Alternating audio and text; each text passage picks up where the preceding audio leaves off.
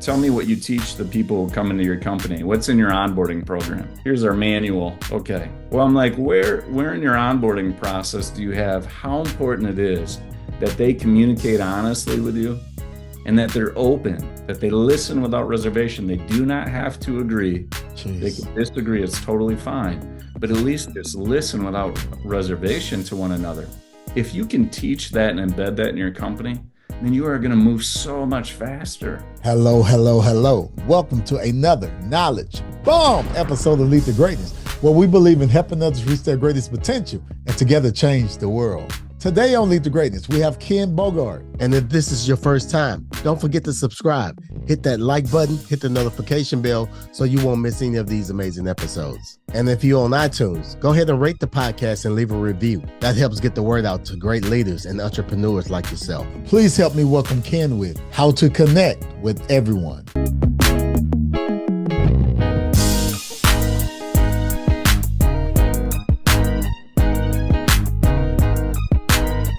Cedric Francis, and you're listening to Lead to Greatness. Hello, Ken. How you doing, sir? I'm doing excellent, Cedric. You? I am doing amazing, and I'm definitely glad to have you on the Lead to Greatness podcast on today. What I want you to do is just go ahead and introduce yourself to the Lead to Greatness community. Let us know a little bit about you. Sounds good. Will do. Hey, thanks again for having me on. Absolutely. I love your energy. Thank you. I don't know how somebody can't love it. So this is great. So thanks so much. And so I'm a family man. I got two little kiddos. You know, the one I got right now at home, he's laying in bed a little sick right now, but he'll be all right. He's a trooper. Yeah. I'm a Jesus lover. Yeah. I'm an entrepreneur. I cannot help myself. I dabble in different things. I'm an EOS implementer. I've been doing EOS, the entrepreneurial operating system, to help leadership teams get traction for the last 9 years. Been loving that. Wow. It's about the best mousetrap out there to help companies, small to medium-sized companies. And then recently, of course, I launched No Honesty in the last few years here, and we got our book out in last November, and we're making a dent in the universe. Yeah. And I love that. Matter of fact, it's going to come on the screen right now. Just the cover of the book. I mean, I think it's pretty cool how it's No Honesty, N-O. And I think that's really good. No honesty and no honesty is really great. I love that, how you did that with the book. So let's go to 5-year-old Ken. If you can remember that. I mean, from 5-year-old Ken to right now, I mean, what did that journey look like? How did life shape, maybe some experiences that pivot your life, that shape your life? What was it to become the Ken, the man of God that you are today? Yeah, I think you're in for a story. So my father, I think you got to know this piece. My father raised me solo. So no mother in the picture. Wow. He's a stoic German, Lutheran, retired engineer, ex-military. Yeah. So that's who raised me. Oh, man. Yeah. Oh, man. So you can imagine, the kind of communication that's taking place in the household, I think, from that descriptive. And a loving father, let me add that too, but in his way. And not the most communicative way that maybe one would hope in a relationship to a father and son. But man, it came with a bunch of discipline and other things, but it also came with a huge absence of communication. Yeah. And so picture little boy Ken, and a bowl haircut, that would never go away. My dad wanted to do nothing cool for me. So I had no chance of, being a popular kid in school or anything like that. At about 8 years old, I was biking to school, biking back and forth, and I'm in Michigan. So, that's rain, snow, sun, I'm biking back and forth to school. And so I used to pass these kids waiting for the bus. And, I'd pass them by, no big deal. And one day I heard blink, and I'm like, what was that? No big deal. And I passed by them the next day, and I heard blink, blink. And I look back, and these kids are throwing stones at me. Wow. And so somehow, I don't know, they got into this thing where they're like, okay, we're going to throw stones at this kid who bikes past us every day. And I had to, sometimes cross four lanes of traffic to avoid them. I'd try to speed past them to reduce the chance of getting nailed by a stone. And Mm. then one day, stone hits my spokes, it gets caught in the bike, and I go flying over the handlebars. And I skin my hands, I skin my knees, I'm bleeding. And Mm. I turn around to the kids and I tell them I'm 8 years old, and I tell them, go to hell. Mm. It's the worst thing I've ever said as a little 8-year-old boy to anybody. And I felt so terrible. I Yeah. was so mad in that moment. But Cedric, things like this kept happening to me in my youth. I had a kid throw a football at the back of my head, split my eye open on the merry-go-round. I was bleeding from my face. I didn't know who the kid was. I didn't know why he did it. I had a gun flashed at me. I've been chased in a bunch of teenagers in a car were chasing me down. I'm just this little boy just trying to get away from them. Yeah. And fortunately, I was able to duck away. But anyways, the point is, like, I was getting bullied, and I'll tell you what, my dad did not believe in that word. Mm. That was not said in our household. You deal with the cards you're dealt, and that's it. Yeah. So I didn't talk about it. And I think I was ashamed to bring it up and, to let my tough dad know that, I don't know, getting bullied. Yeah. And so I was this little kid who was really open and loving, but I was never really truly and freely myself. I had very little self-worth. Yeah. Man, that can destroy you. Yeah. And so, Cedric, here's what happens. I'm growing up. I turn into a teenager. And so now I grew up into a man, Mm. semi-decent looks, semi-decent education. I Yeah. started feeling myself, Mm. and I'm like, that little boy, I want nothing to do with that. Mm. And I turned into a monster. Mm. Like, if you can picture what you were like in 15, 16, I know a lot of people have similar stories. And I'm like, you know what? This world's for me. And I designed everything around myself, Mm. and I was truly and freely myself and brutally so. And I was not open to anybody. And I Yeah. shut a lot of people out of my life. And it was an empty, empty, sad life for 8 years being that. And I think outside looking in, people are like, okay, good, confident kid with education and seems to be doing all right for himself. But if you look into that soul, they had nothing. Yeah. Denied God, Yeah. denied all my friends, was Yeah. terrible to my father. Mm. And then I'm like, I don't know, early 20s, and I'm living out of a basement. I'm barely making enough. And I get on my hands and knees Mm. and I prayed the hardest I've ever prayed in my life. Wow. And I didn't let someone in, but I let something in, right? I Mm. let God in. Yeah. And ever since then, the trajectory of my life just changed.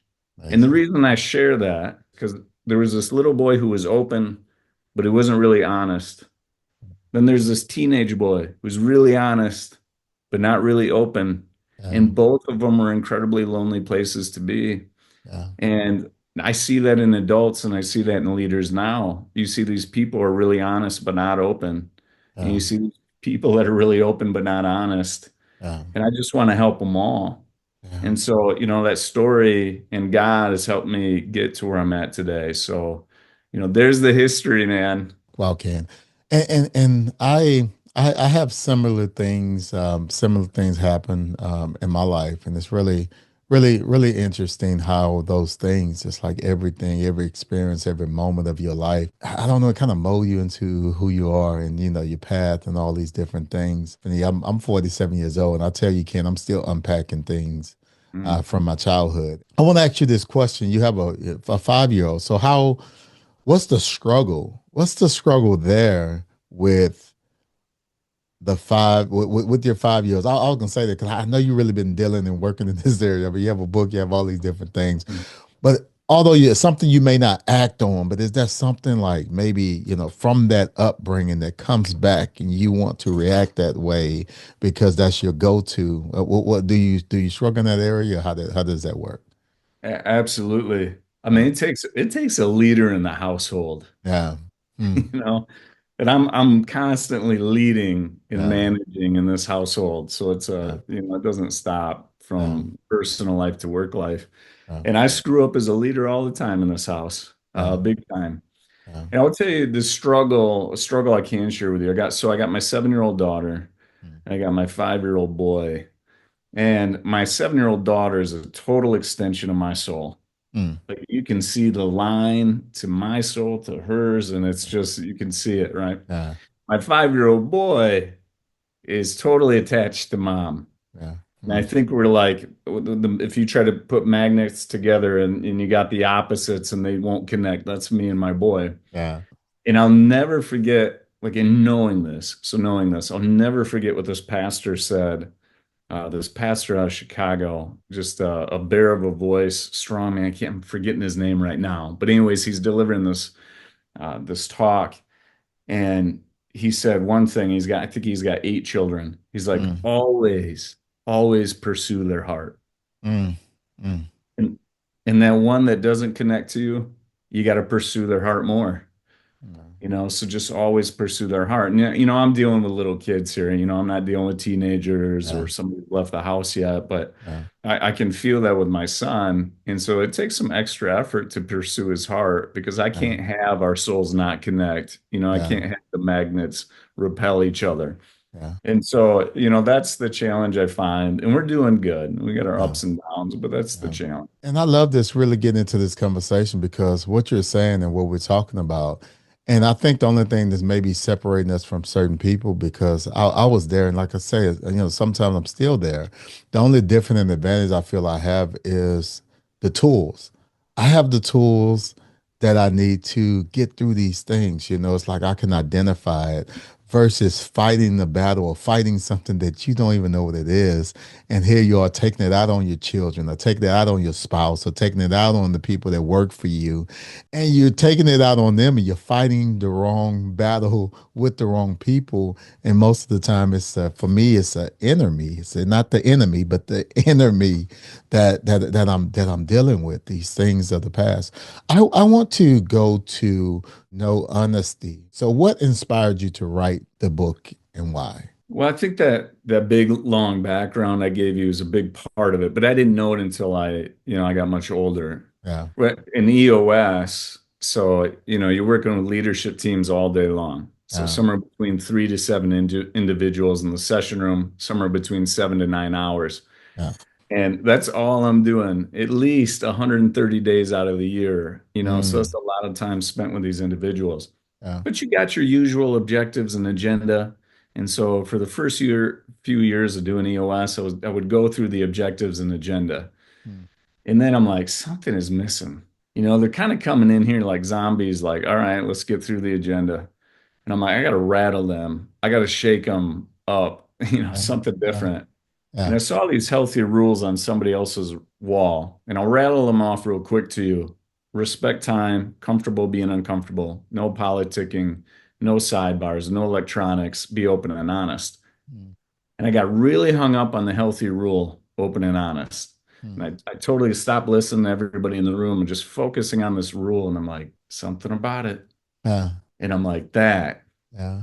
is what's missing. Yeah. My teams are not being two things. Mm. The phrase is used in our society as one phrase. I Yeah. will tell you, it's very different meanings. Yeah. And I'm like, I'm going to harp on that. And so now every time I go into the session room and I see my leadership team just sitting there, I'm like, hey, before we begin, I want to share a few healthy rules. And I Mm. really, really zero in on these two healthy rules. And this is something anybody can use before a meeting. And I strongly encourage you do it. But I need you to be two things. I need you to be honest, meaning be truly and freely yourself, speaking of what you want and how you feel, right? Let your freak flag fly. I want the real you. If I don't have the real you, I don't have the true condition on the table. So Mm. full permission to bring it wherever you want to bring it. And then be open, meaning listen without reservation. Put your needs and wants on pause for just a second while Yeah. the other person is talking.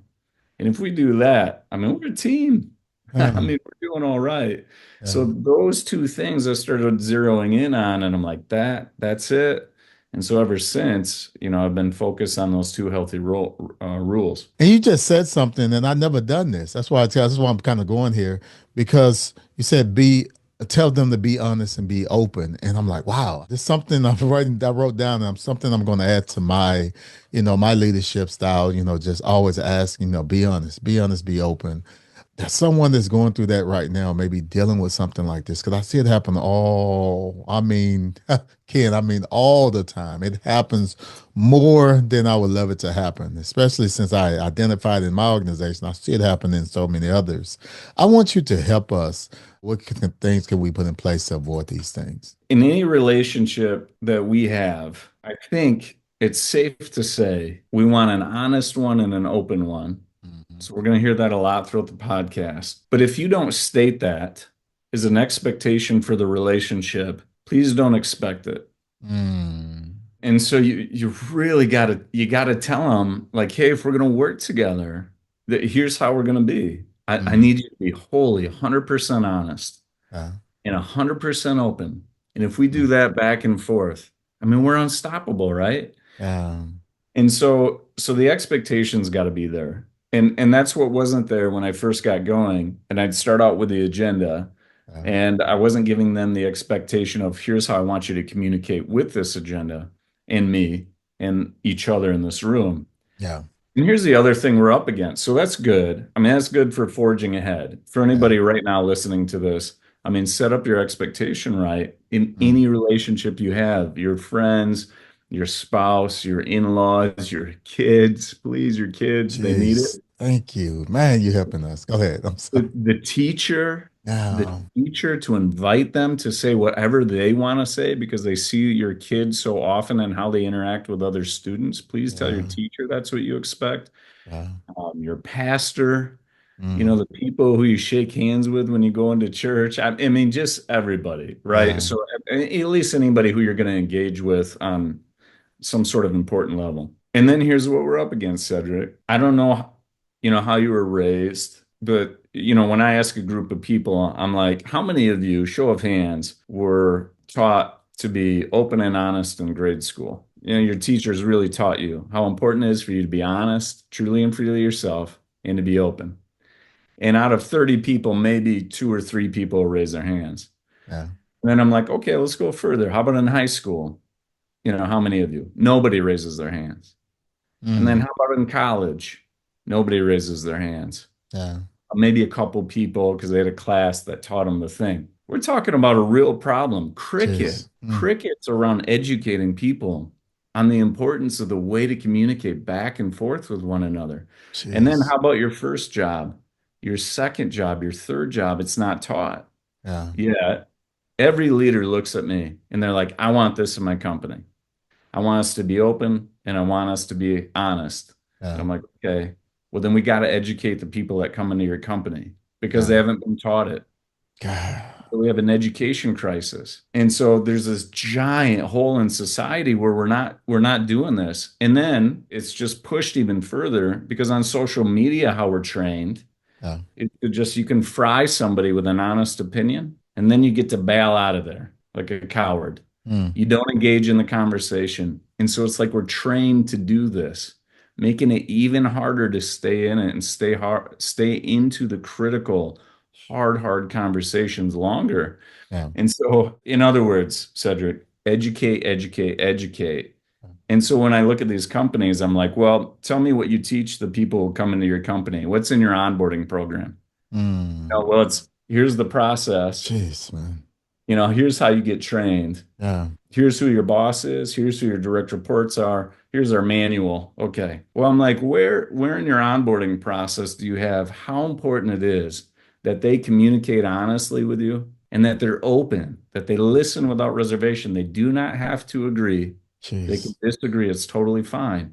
But at Yeah. least just listen without reservation to one another.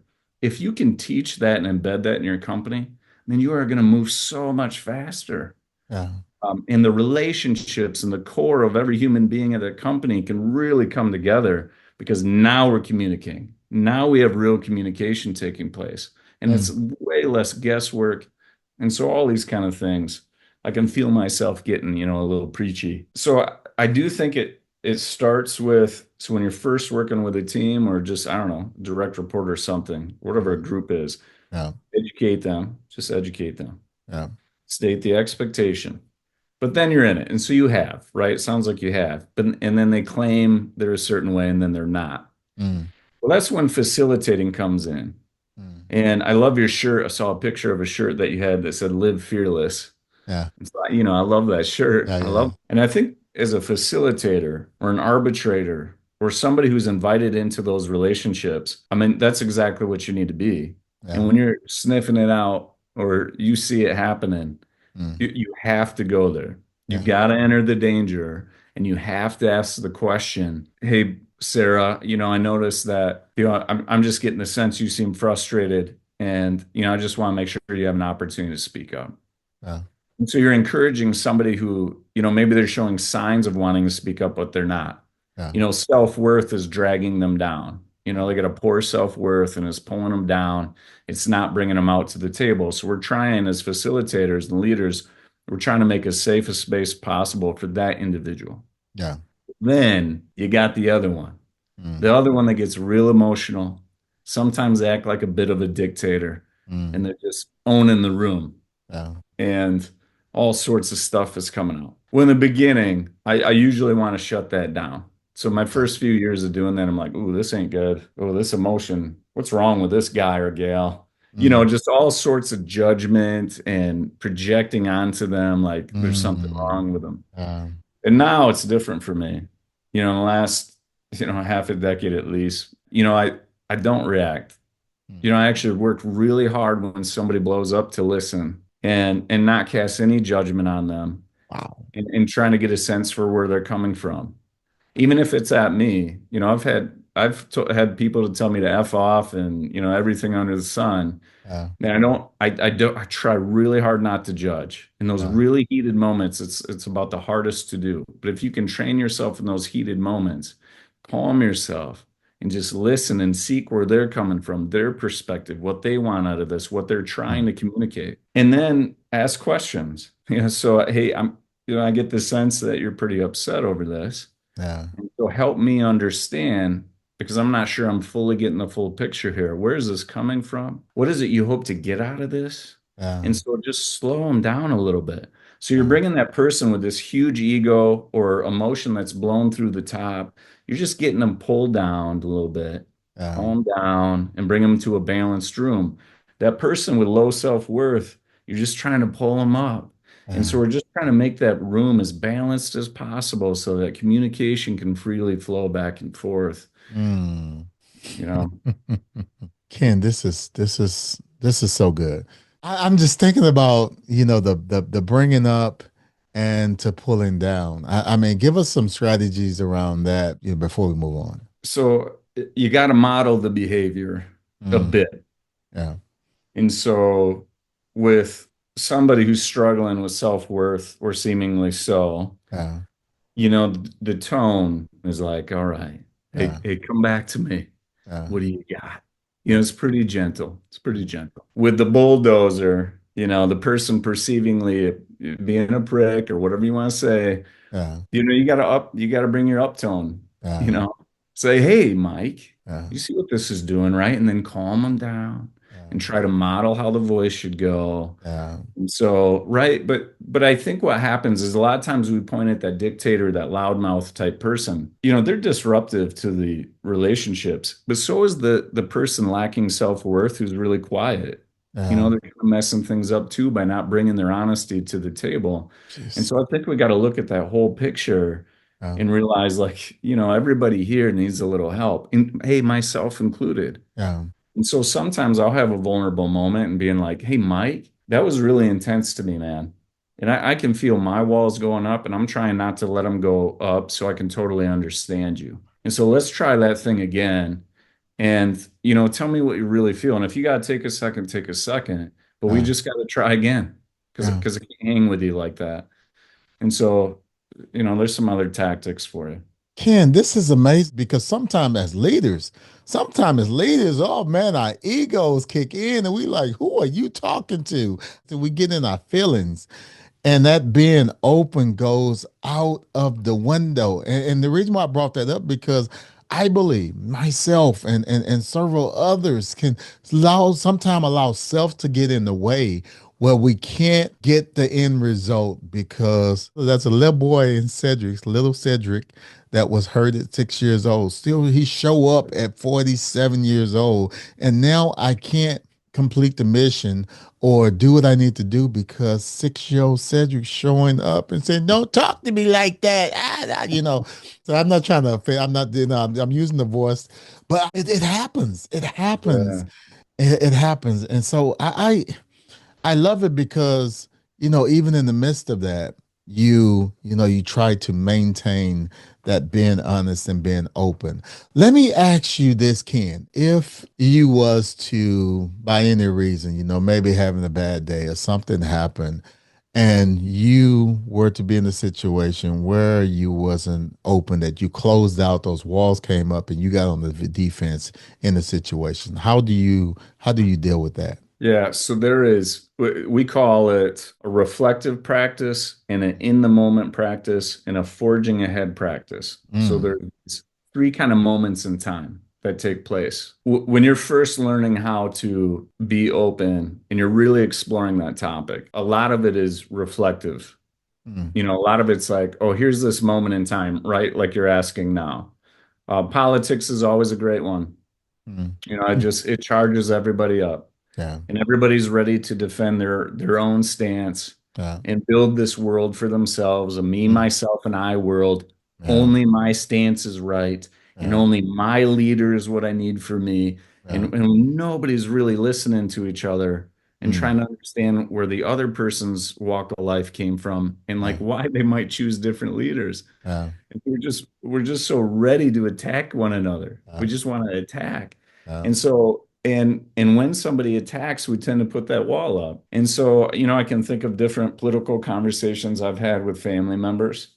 mm, And man, it used to get me charged up. I wouldn't sleep at night. I'm like, how am I going to change their mind? mm. Walls up all over the Yeah, yeah, place. yeah, But then I think what happens when you start recognizing your walls coming up and your defensiveness or emotions starting to leak through in a negative way, like that's the wall. yeah, You got to start catching it in the moment.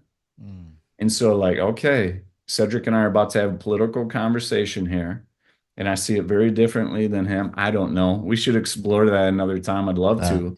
But yeah, if it were different, right? If it were yeah, very different, I'm here to be really open to you. Like, I yeah, really want to understand you. I care about you yeah. and the human being you are. Jeez, And man, and that's as soon good. as you start, rubbing my own personal world wrong, I can feel that wall going up. I'm like, no, this isn't even about me right now. Cedric's sharing his life story and where he's coming from and what he wants. Jeez, So, man. in that moment, I'm going to put that wall down. I'm like going to hear you. I'm going to look Yeah, into your eyes and like it's your words, your yeah, world, and I'm going to listen to you. And then going forward, I think forging ahead, I think you almost get to a point where those walls aren't hitting you as much. yeah, And you've learned how to allow free flowing communication to happen. yeah.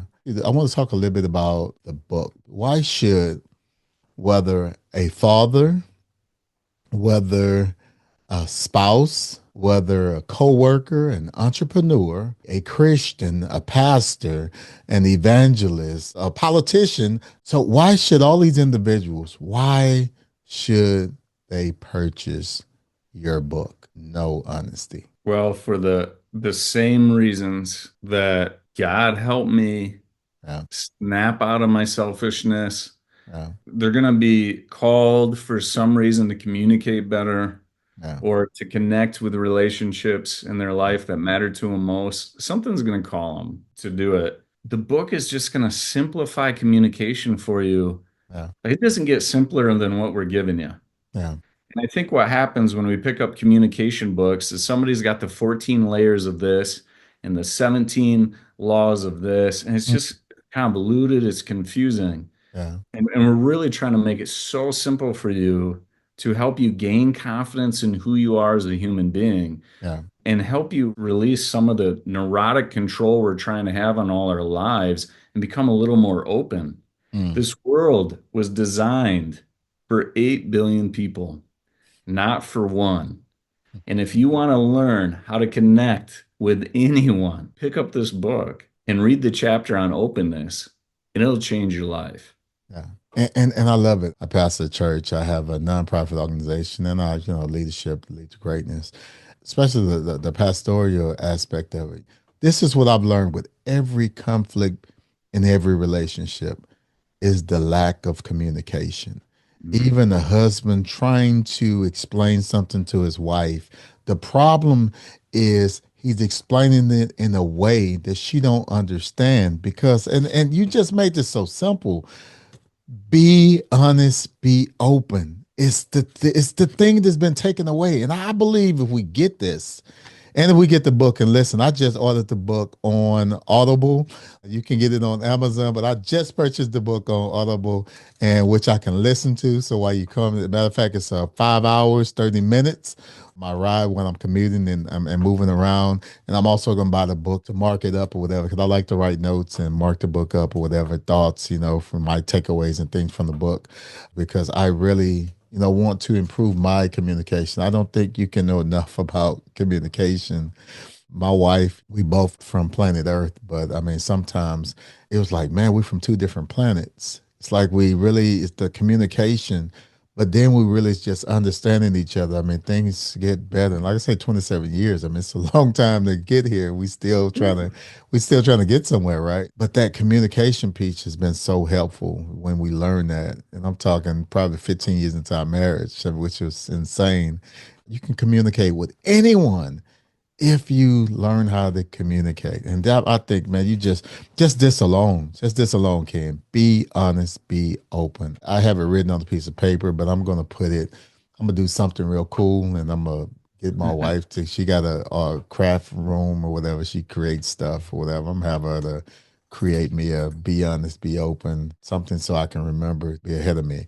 Um, Awesome. There's one story in there called Silent Fight.